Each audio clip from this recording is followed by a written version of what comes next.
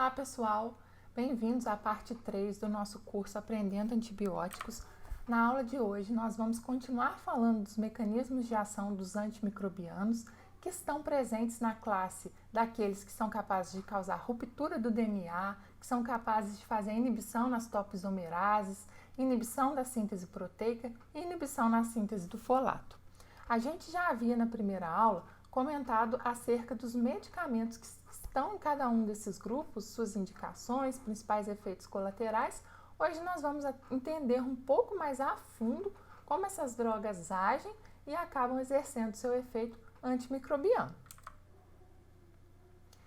Para começarmos, é importante que a gente faça a si mesmo uma pergunta e se a gente reconhece o nosso grau de conhecimento para responder essa questão.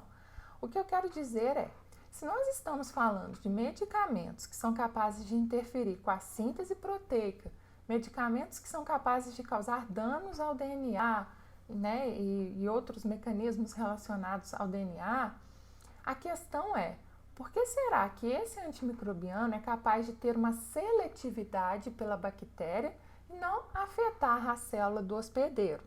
Bom, a resposta para isso está no fato de que a célula bacteriana é uma célula procarionte e a célula humana, a célula dos animais, vegetais, entre outros, fazem parte de um grupo onde a estrutura celular é mais organizada e por isso são células eucariontes.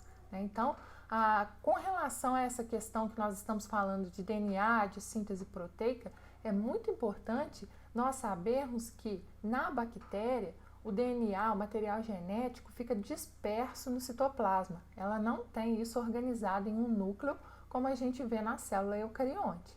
Então, ela fica ali, aquele material fica disperso no citoplasma e isso faz com que essa bactéria tenha peculiaridades, tenha alvos específicos para a ação dos medicamentos e por isso eles não são agressivos dessa maneira para a célula eucarionte, para a célula do hospedeiro. Então, lembrando esse processo de replicação e de fabricação proteica da bactéria, porque isso vai ser importante na aula de hoje, eu trouxe essa imagem nos mostrando que essa bactéria, com seu material genético, uma dupla fita de DNA que fica dispersa aqui no citoplasma dela, o que vai acontecer? Essa bactéria ela vai dar origem a bactérias filhas. Então, nós estamos falando do processo de replicação. Como que a replicação acontece?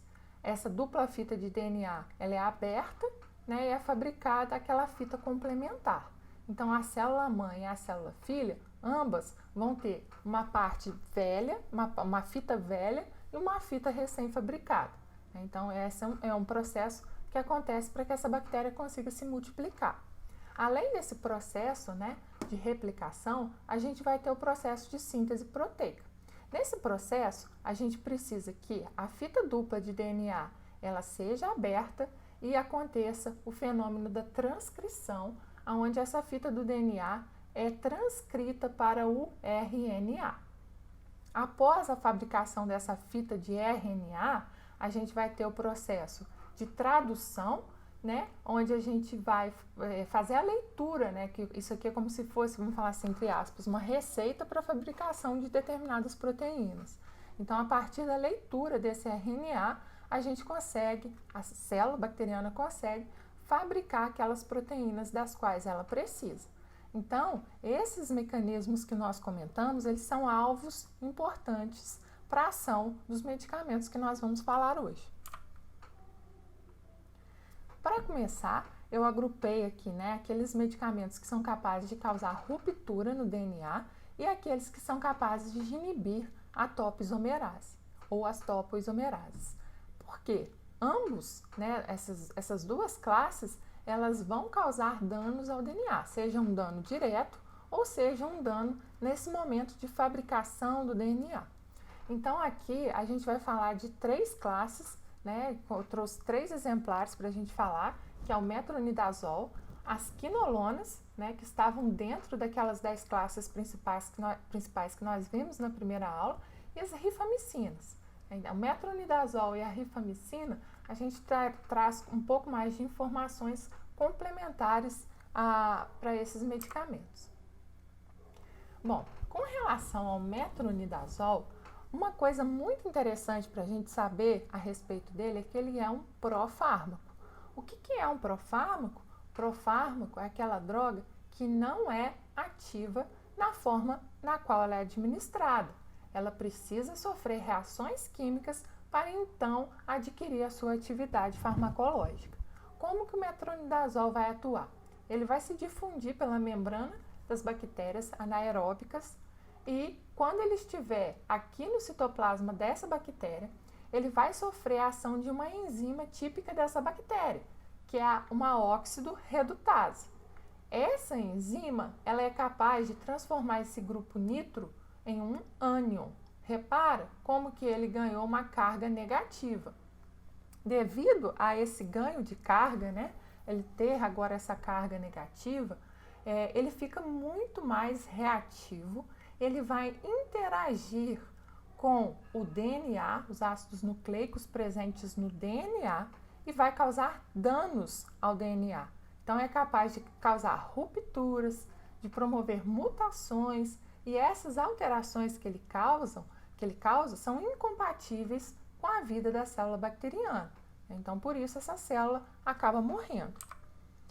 A gente tem que destacar, né, alguns efeitos colaterais que são bem importantes no metronidazol, como é o caso da dor de cabeça, enjoos e outras manifestações do trato gastrointestinal, e uma muito interessante, que é o fato de que ele não deve ser utilizado concomitante a bebidas alcoólicas, né? Isso deve ser amplamente desencorajado por parte do paciente, porque o metronidazol, ele impossibilita o metabolismo do etanol no nosso organismo. E aí vai fazer com que essas reações sejam exacerbadas e, além do mais, o paciente pode ter taquicardia, falta de ar, né? E isso pode evoluir para uma condição mais séria. Com relação às quinolonas, nós chegamos a falar um pouco delas já, né? Porque ela fazia parte daquelas 10 classes mais importantes.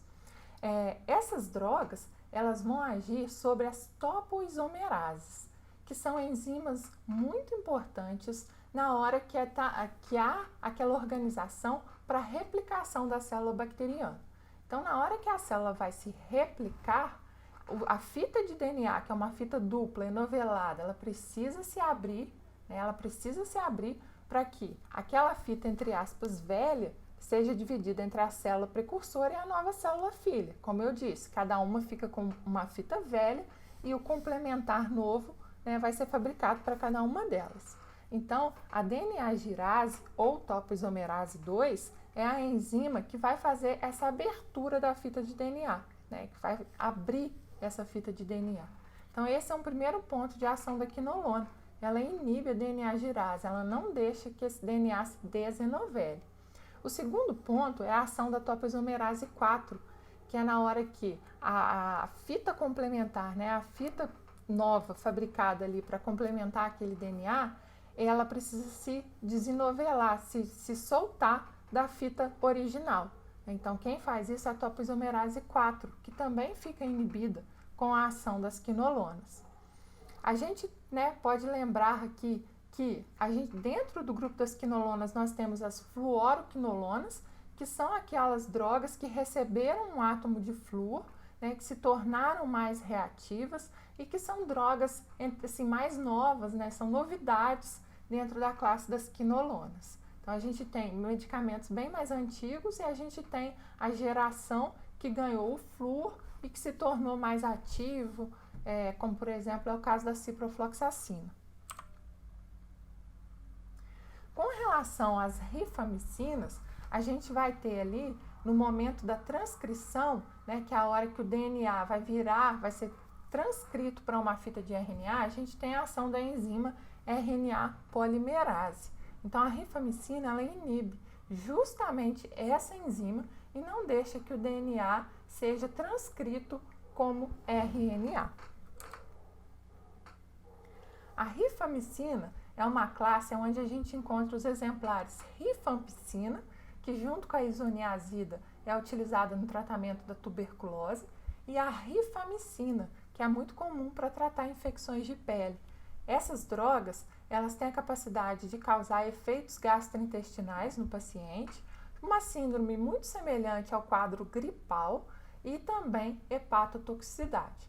Uma curiosidade é a sua capacidade de mudar a coloração de algumas secreções, como suor, a lágrima, a própria urina, fazendo com que eles exibam uma cor mais alaranjada, avermelhada.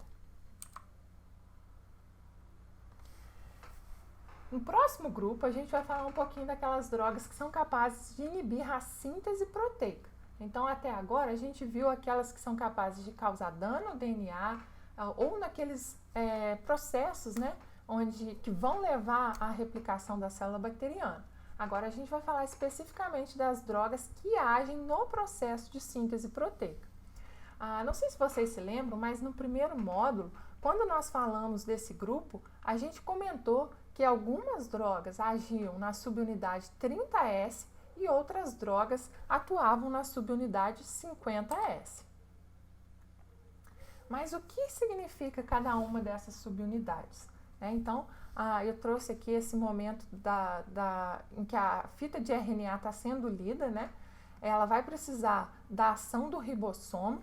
O ribossomo ele é formado por duas subunidades, que é a subunidade 50S e a subunidade 30S. Então, o ribossomo ele vai passando pela fita de RNA e vai fazendo a transcrição, né, desse código, desses nucleotídeos que estão dispostos aqui e vai traduzindo isso, vai fabricando uma proteína em cima dessa receita. Aqui a gente tem alguns exemplos daqueles que fazem parte, né, dos inibidores da subunidade 30S, que são os aminoglicosídeos e as tetraciclinas, e aqueles que inibem a subunidade 50S, como macrolídeos, os anfenicóis e as lincosamidas. Bom, nessa figura a gente entende um pouco melhor esse processo de síntese proteica. Então, a gente tem aqui a fita de RNA e a gente tem o ribossomo passando por essa fita, né? Então, o ribossomo ele vai fazendo a leitura dos trípletes de nucleosídeos e vai fabricando aminoácidos em cima dessa receita, vamos falar assim, né? Então, na subunidade 30S é onde tem a interação direta com essa fita de RNA. E aqui, na subunidade 50S, é onde a gente tem o encaixe do RNA transportador, ou seja, aquilo que está decodificado aqui vai ser traduzido, né, na forma de uma proteína, de um aminoácido, e quem vai ajudar nesse momento é o RNA transportador. Dentro da subunidade 50S, a gente tem o que a gente chama de sítio A e de sítio P. Então, o que acontece? O RNA transportador se encaixa primeiramente no sítio A, né? Quando esses trípletes de nucleosídeos são lidos, eles vão resultar em um aminoácido, esquece esse X aqui por enquanto, né? Então é só mostrando que quando esse aminoácido for fabricado, ele está ligado ao RNA transportador, e aí esse RNA transportador, uma vez, né, que já tenha sido fabricado o aminoácido, ele pula para o sítio P, aonde a gente vai tendo o alongamento dessa cadeia, né? Vários aminoácidos juntos vão se agrupando aqui, até que a gente forme a proteína, né, que objetiva ser formada aqui. Ok, então a gente tem alguns pontos interessantes aqui para entender aonde os antimicrobianos atuam. A gente tem na subunidade 30S essa parte aqui de interação, né, onde acontece a leitura dos trípletes de nucleosídeos. A gente tem aqui aonde é importante que o RNA transportador se encaixe para fazer, né, essa tradução dos trípletes para virar um aminoácido. E na subunidade 50S, a gente tem aqui as portinhas de entrada do sítio A e do sítio P. Então, as drogas que nós vamos ver, elas agem justamente nesse ponto que a gente está comentando aqui de interação com os trípletes de nucleosídeo, e eles agem também nesse sítio A e P, ok? Bom, já que agora a gente sabe a utilidade das subunidades 30S e da subunidade 50S e alguns pontos importantes de interação, cabe destacar que os aminoglicosídeos, por exemplo, e as tetraciclinas, são, né, duas classes que são capazes de interagir com a subunidade 30S. Os aminoglicosídeos, eles vão se ligar nessa área aqui adjacente aonde a subunidade 30S decodifica os trípletes de nucleosídeo. E aí, como a interferência da droga, essa síntese proteica acaba sendo encerrada prematuramente, essas proteínas são formadas de uma forma incorreta, né, e isso acaba atrapalhando bastante a síntese proteica. Já no caso das tetraciclinas, elas vão bloquear o RNA transportador aqui no sítio A, né? Então, elas vão bloquear numa altura mais próxima aqui da subunidade 30S e não vão deixar que esse RNA transportador se encaixe aqui nos nucleosídeos. Já os fármacos que atuam na subunidade 50S, eles vão fazer com que haja um bloqueio na entrada do sítio A ou na passagem, né, do RNA transportador do sítio A para o sítio P, ok? Então, age aqui justamente na subunidade 50S, diferente da tetraciclina, que vai impedir aqui em nível de subunidade 30S a interação do nucleosídeo com o RNA transportador.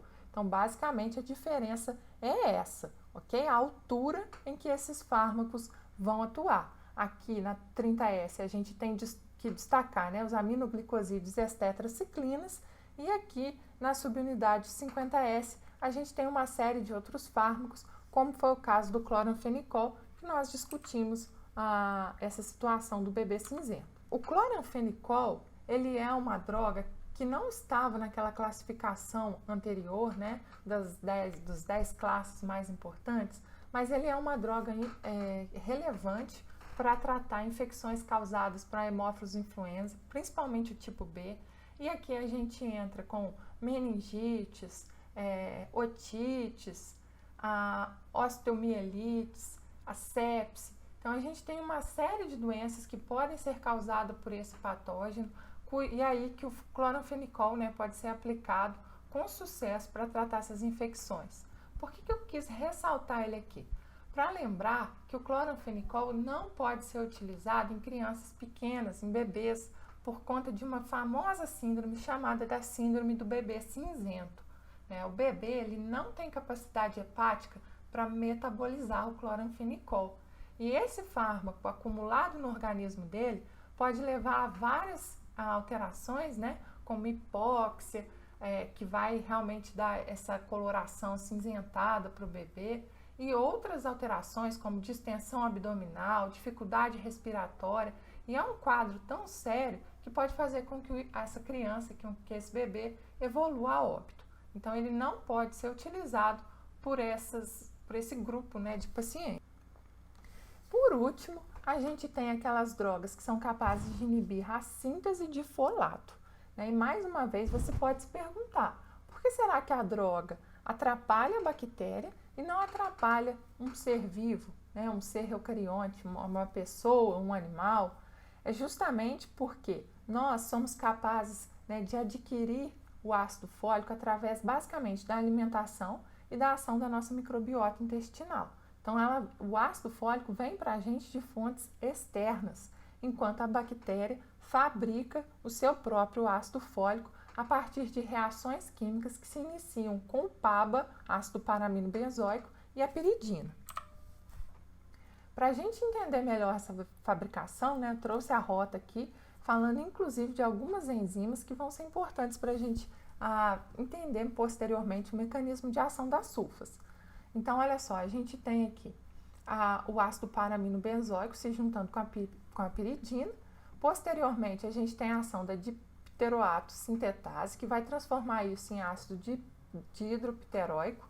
A ação de uma enzima chamada de hidrofolato sintetase, que vai ser capaz de transformar o ácido dihidropteróico em ácido dihidrofólico. A ação da dihidrofolato redutase, que transforma o ácido dihidrofólico em ácido tetrahidrofólico, que é a forma ativa, metabolicamente ativa do ácido fólico e que vai servir como coenzima na fabricação do RNA, do DNA e da síntese proteica. Então, sem o ácido tetrahidrofólico, a bactéria não consegue fabricar o RNA, o DNA, nem fazer síntese proteica. E aí, conhecida essa rota, a gente pode entender onde que vão atuar tanto as sulfas quanto o trimetropim.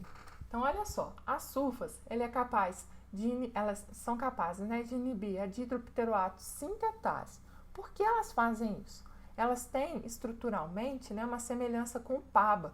Então, essa enzima ela é enganada pela sulfa. E aí, como a ligação química entre a dihidropteroato sintetase e a sulfa é muito mais forte que da enzima com o PABA, toda a dihidropteroato sintetase da bactéria acaba sendo consumida pela sulfa, permanece ligada na sulfa, e aí não tem como mais cumprir essa etapa aqui na síntese do ácido tetrahidrofólico. A gente para numa etapa intermediária, ok? A gente pode ainda combinar a sulfa com o trimetoprim, que é muito comum, né? O que a gente vê? O que ele é capaz de fazer? Ele é capaz de inibir mais uma etapa para a fabricação do ácido tetrahidrofólico. Ele inibe, né, a dihidrofolato redutase, impedindo que o ácido dihidrofólico seja transformado em ácido tetrahidrofólico, que é aquela forma que eu comentei, que é metabolicamente ativo, ok? Bom, para finalizar, eu achei esse artigo muito interessante, embora ele seja de 10 anos atrás, de 2011, achei ele bem interessante porque ele fala para a gente os 10 mandamentos do uso apropriado de antibióticos, né?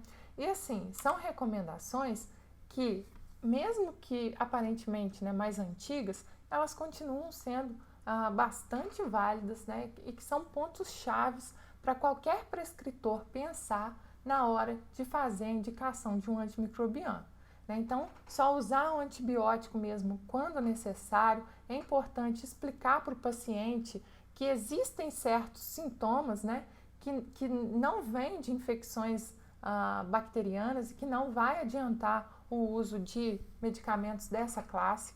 Selecionar o antimicrobiano adequado, né, sempre focando naquela questão do espectro de ação, tentar ser o mais específico e o mais limitado possível, evitando, como a gente brinca, um tiro de bazuca numa formiga. Para que fazer um amplo espectro se aquela infecção, há grande chance de ser causada por uma bactéria que um antimicrobiano com espectro menor seria capaz de erradicar. Isso vai ajudar bastante a evitar o problema da resistência bacteriana. Terceiro ponto, considerar a farmacocinética e a farmacodinâmica quando a gente for selecionar um antimicrobiano, né? Sempre tentar cumprir com o menor período possível de tratamento, não fazer extensões de dose, extensões de tempo muito longas para infecções que podem ser resolvidas num prazo mais curto, com doses mais baixas, né? Mas isso tudo, obviamente, precisa ser analisado caso a caso. Encorajar o paciente à adesão, né, a cumprir o seu tratamento adequadamente, tomar o medicamento na hora certa, não pular as tomadas.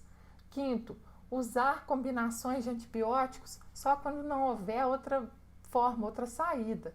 Sexto, evitar drogas, medicamentos que são julgados como de qualidade inferior, né? E prevenir também que haja mudanças, se não for de autorização do prescritor, né? Que se o prescritor não autorizar essa mudança, então que ela não seja feita por um similar, né? Por outra coisa qualquer. Sexto,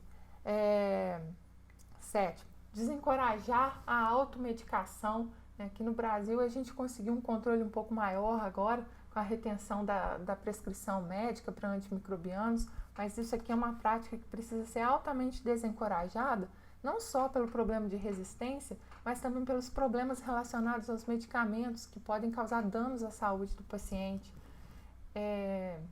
Se basear, né, em evidências científicas, evitar propagandas, recomendações que vêm da indústria farmacêutica.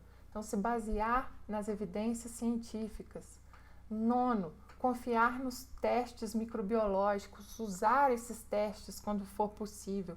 E décimo, Prescrever os antibióticos de forma empírica, sim, isso é uma necessidade, até porque esses exames microbiológicos, eles demoram para ficar prontos, né? E nem sempre é possível esperar o resultado ali do laboratório para iniciar a terapêutica. Então, o uso empírico não é um uso inadequado, mas ele precisa ser feito com inteligência, com estudo, saber quais são os micro-organismos mais frequentes naquele tipo de infecção, e não só no tipo de infecção, mas também conhecer ali o seu local, né, de trabalho, o seu local, a sua região, né, se há algum tipo de infecção que já não responde mais a determinado antimicrobiano, se é necessário evoluir, passar numa classe, né, que pegue aquele espectro ali.